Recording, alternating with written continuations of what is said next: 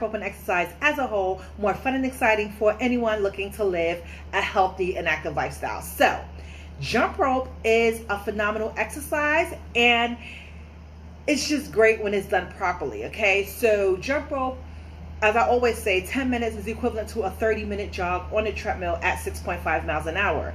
And contrary to belief, people think that jumping rope is bad for the knees, when in fact, it's not bad for the knees. It's a myth.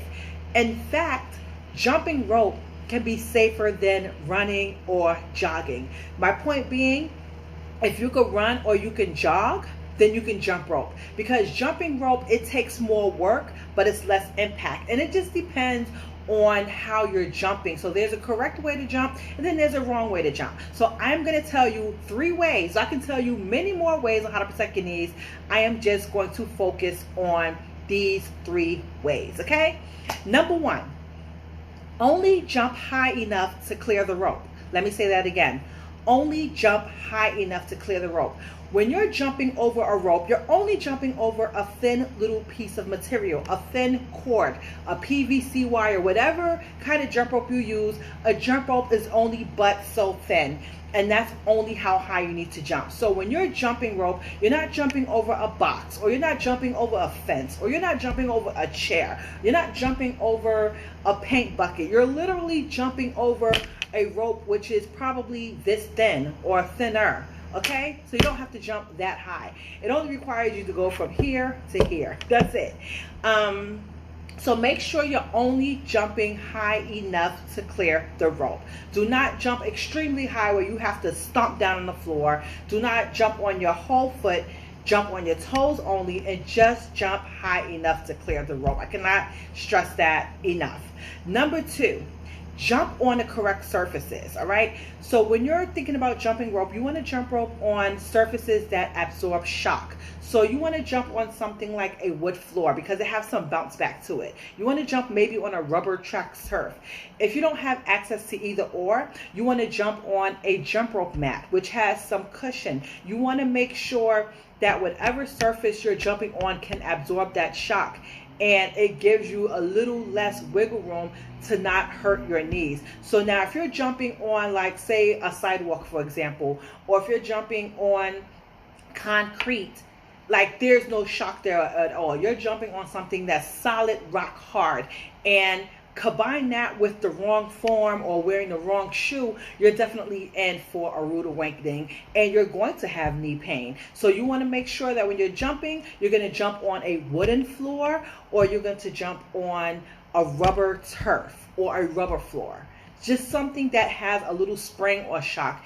And I'll give you this bonus nugget. If you cannot jump on wood or a mat or a rubber turf, make sure your shoes are supportive and that they have enough cushion in there to absorb the shock. Okay, now number 3, if you have been working out for a long time, you may have a little wear and tear in your joints, so you may want to use a supplement to soothe your joints. So for me, for example, I use glucosamine, chondroitin, and MSM. Those lubricate my joints because I have been working out for a long time. So now I just need a little assistance to help with the wear and tear, and it just helps me to feel better, or help my knees to feel better, you know. And that's basically all I can really say about the supplementation. And I use a very good supplement if anyone is interested in that. But just once again, I will tell you the 3 ways in which you can avoid knee pain during jump rope. Like I said, if you can run a jog, you can jump. But if the doctor, like, you know, tell you, like, don't jump at all, like, don't put pressure, like, run or jog, then don't jump. You know, I'm not a doctor. I'm just letting you know, for the most part, that it is safe, and that if you have the capacity to run and jog, you have the capacity to jump. It's just a matter of doing it correctly. So once again, the 3 ways to avoid knee pain. Number 1, only jump high enough to clear the rope. Only jump high enough to clear the rope. Number 2, jump on the correct surface. You want to only jump on surfaces that absorb shock. Number 3, supplement your joints, especially if you're older and you have been working out for a while. You may need a little supplementation to cushion those joints and massage your joints, okay? So on that note, that's all I have for you today. Even though I can give you many more reasons, I just want to stick to 3 for now.